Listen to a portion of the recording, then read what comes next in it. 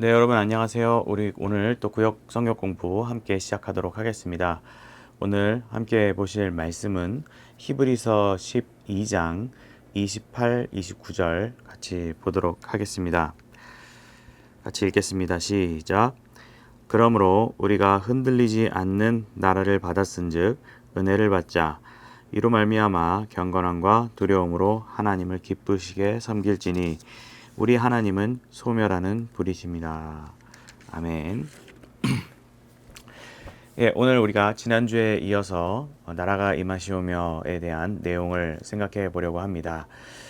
우리가 지난주에 이 하나님의 나라에 대하여서 좀 생각을 해봤습니다. 하나님의 나라에 대하여서 기본적인 개념, 특히 예수님께서 생각하셨던 여기셨던 그러한 하나님의 나라에 대한 개념을 생각해봤고, 또 세상적 개념에서 견주어서 정리해보는 그런 내용으로서 하나님의 나라를 정리해 보았습니다. 그래서 오늘도 역시 하나님의 나라를 좀 생각을 더 해보려고 하는데요. 조금 더 깊이 있고 좀 더 성경적인 차원에서 접근을 해보려고 합니다. 하나님의 나라는 아주 간단하게 얘기하면 완전한 통치가 이루어지는 것을 말합니다. 그런데 이제 이러한 완전한 통치가 이루어지는 것을 말을 하는 것인데, 그렇다고 해서 지금이 이루어지지 않고 있다라고 말할 수는 없죠. 그 하나님의 통치가 이 우주적인 주권적인 통치로서 지금까지 그 통치의 영향이 멈춘 적은 없습니다. 우리가 하나님의 완전한 통치를 기대하고 바라보고 고대한다라는 그런 말은 또 이런 아담의 타락으로 인해서 창조 질서가 파괴되고 오염되고 이렇게 망가졌던 그러한 상황에 대해서 완전한 회복, 구원, 구속 이러한 내용으로 완성이 되는 과정을 우리가 기대하는 것입니다. 그래서 그때 그러한 때가 왔을 때 완전한 죄나 악이 이런 것들이 없어지고 사라지고 또 완전한 공의가 성취되어서 하나님 나라가 높여지는 그런 하나님의 인정이 되는 그러한 나라로서 나타나게 되는 것을 의미합니다. 근데 이러한 과정들이 하나님께서는 어떤 시간이라는 개념 속에서 점진적으로 이루어 가신다라는 것을 우리가 이해할 수 있습니다.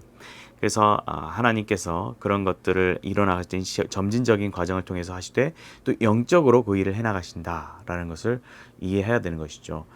빌라도의 질문 앞에 예수님께서 이 나라에 속한 것이 아니다. 나의 나라는 이 나라에 속한 것이 아니다라고 말씀하신 것처럼 어떤 지리적인 그런 국가 개념을 의미하는 것은 아닙니다. 그리고 또 영적으로 우리가 이해를 해야 되는 것인데 그것이 또 이 세상에 한편으로는 속해 있는 것은 아니지만 우리가 언젠가는 물리적으로 볼 수 있고 실제 거하게 될 것이다 라는 것은 또 분명하게 동시적으로 생각해 봐야 할 것입니다. 성경에서 이 여러 가지 이야기를 할 때 중요한 개념 중에 하나가 이미 그리고 아직이라는 개념입니다. 그래서 이 하나님의 나라를 이해하는 데 있어서 특히 이 이미와 아직 이 개념으로 이해를 하는 것은 굉장히 중요하고 오늘 공부하는 것의 핵심입니다. 예수님께서는 누가복음 17장 20절에서 하나님의 나라는 볼 수 있게 임하는 것이 아니요 또 여기 있다 저기 있다고도 못하리니 하나님의 나라는 너희 안에 있느니라 라고 말씀하신 바 있습니다. 또 하나님의 나라가 이미 진행되고 있다. 그리고 하나님의 나라가 이미 임한 줄로 알라라고 해서 복음서 안에서도 우리에게 강조되고 있는 것이죠. 그리고 이 하나님의 나라는 구약과 신약을 연결해주는 중요한 주제로서 존재하는데요. 여러분 아시다시피 구약에서 이스라엘 백성들은 이런 신정 국가를 하나님을 왕으로 삼는 하나님의 통치를 받는 그러한 신정 국가로 지내왔지만 결국 인간 왕을 세우기를 요구하면서 그런 인간의 왕정을 허락받게 됩니다. 그 하나님께서는 참된 왕이 다스리는 그 참된 나라가 임할 것이다 라고 예언하셨고, 그 예언이 바로 예수 그리스도께서 이 땅에 오심으로써 시작됐다라고 우리가 이해할 수 있는 것입니다. 그런데 하나님의 나라가 이미 신자들 안에서 존재한다, 있다라는 것은 우리 마음속에, 우리 신자들의 마음속에 하나님 나라의 법칙들, 개념들이 심겨졌다는 의미인 것입니다.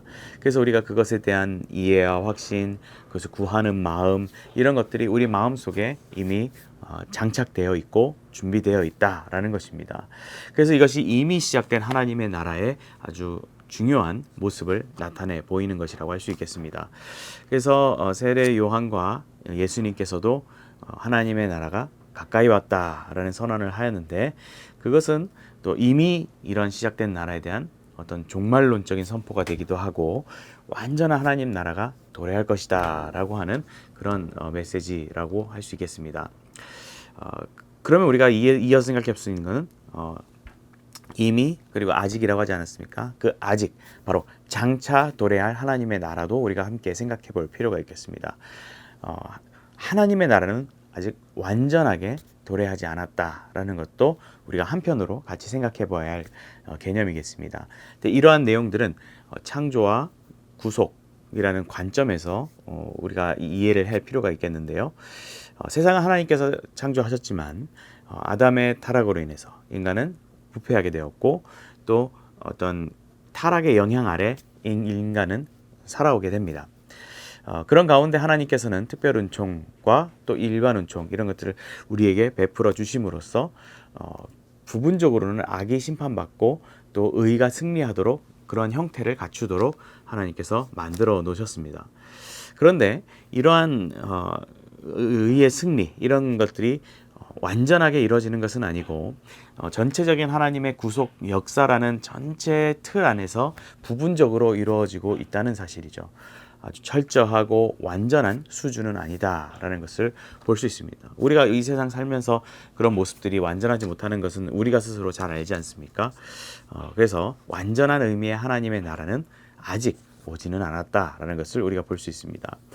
이 말은 사탄의 세력이 여전히 존재하다라는 것이고, 또 그 영향력이 세상에서 작용하고 있다라는 말로도 정리가 됩니다.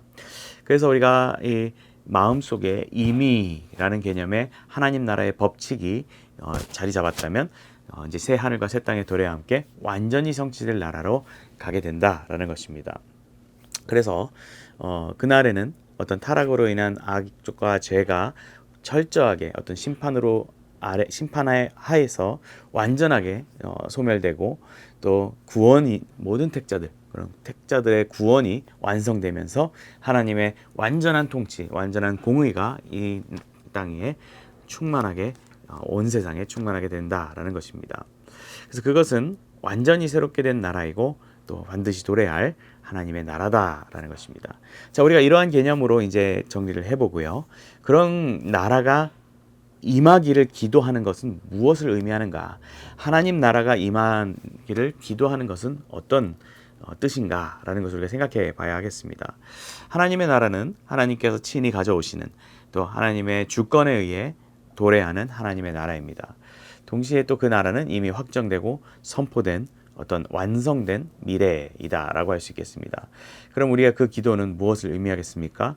그것은 바로 하나님의 통치가 정말 펼쳐나가시는 그 과정 속에서 우리 신자들을 참여시켜 달라라는 의미가 되는 겁니다. 그래서 우리들의 삶과 모습과 일과 여러 모습들을 통해서 하나님 나라의 어떤 속성, 방식, 이런 것들, 우리 안에 있던 그런 하나님의 방식들이 이 세상에 반영이 되는 일들이 펼쳐지게 해달라라는 기도가 되는 것이죠. 그래서 우리가 우리 마음속에 임한 그 하나님의 나라가 실현되도록, 또 우리 삶 속에 또 적용되어서 세상에 접목되도록 우리가 그러한 삶을 살아가야 하는 것입니다. 존 칼빈은 이런 교회의 사명 혹은 신자의 사명을 가지고 보이지 않는 하나님의 나라를 보이게 하는 것이다 라고 표현을 하였습니다. 그래서 우리가 하나님 나라가 임하시오며 라고 기도할 때 이 기도는 이렇게 이해를 할 수 있겠습니다. 제가 당신 나라의 법칙과 원리에 따라 충실히 살아가고 또 제 삶을 통해 하나님 나라가 반영되게 해주세요 라고 기도하는 것이죠. 일종의 이것은 문화 명령이라고도 이해를 할 수 있고요. 또 우리가 감당해야 할 빛과 소금의 역할과도 밀접한 연관이 있는 것입니다. 그래서 우리의 모든 삶의 영역, 여러분들이 학교 생활, 또 직장 생활, 또 이웃과의 관계, 또 가족, 여러 가지 뭐 여러 상황 속에서 먹든지 마시든지 무엇을 하든지 하나님 나라가 완성되는, 구현되는 그런 삶을 사도록 우리가 살아가야 하는 것입니다. 그래서 하나님 나라를 반영하는 삶이라는 것이 막 거창한 어떤 말로 그냥 이해하거나 그냥 선언으로서만 이야기를 하는 것이 아니라 우리의 일상적인 어떤 평범한 삶 속에서도 하나님 나라의 법칙과 어떤 성경의 원리 이런 것들을 막 드러내고 막 거국적으로 하는 것이 아니라 조용히 이렇게 적용하면서 살아가는 것, 이런 것이 의미가 있다라는 것을 우리가 생각해 볼 수 있겠습니다. 하지만 그렇다고 해서 그것이 되게 편하거나 그냥 가볍거나 뭐 잔잔하게 넘어가는 것이 아니라 성경에서는 또 그것을 전투라고도 표현을 하고 있습니다. 굉장히 사실상 치열한 것이죠. 그래서 우리가 이러한 전투 가운데 승리의 길로 나아가야 할 것입니다. 그래서 우리가 세상은 어두움 속에 있고 우리가 예수님의 빛을 받은 자로서 이 전투에서 빛의 승리, 빛의 발현 이런 것들로 우리가 이해하는 방향으로 또 펼쳐나가야 할 것입니다. 그래서 하나님의 나라가 임하시오며 라고 하는 것은 이 두 가지 내용으로 마지막으로 정리해 보겠습니다. 첫 번째는 완전한 당신의 나라가 속히 임하기를 믿고 기다립니다. 다음으로 둘째로 내 마음에 이미 도래한 하나님의 나라의 법칙과 원리를 내 삶에 적용하여 내 부족한 삶을 통해 하나님 나라가 나타나도록 해주십시오 라고 하는 기도 제목이 될 것입니다. 이러한 내용들을 잘 기억하고 적용하시면서 주기도문의 중요한 내용을 잘 고백하시는 여러분들 되시기 바라겠습니다. 마치도록 하겠습니다.